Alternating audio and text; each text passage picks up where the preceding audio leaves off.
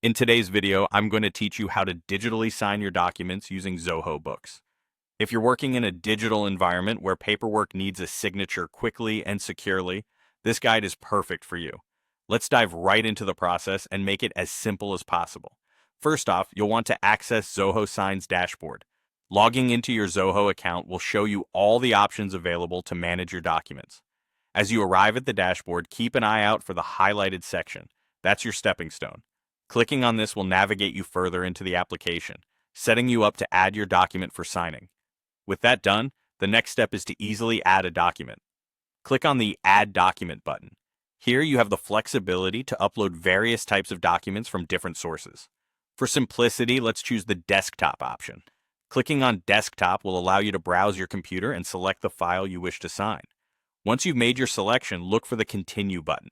Clicking this will take you forward in the process toward editing and preparing your document.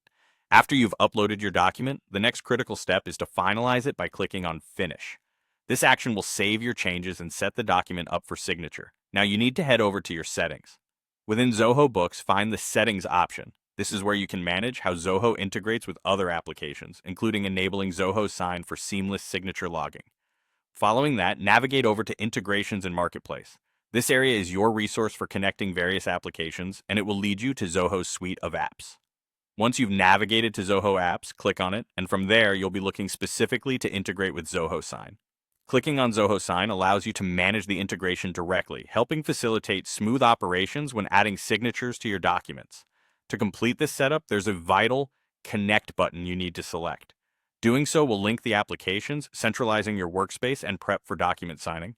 Next, you'll need to visit the Sales tab in Zoho Books. This is where your business transactions and documents are cataloged. Once on the Sales page, glance over to Invoices. Here's where you'll handle your billing documentations. Select any invoice you need to work with and move forward by clicking on Sign. This feature will display the active signature options for your document.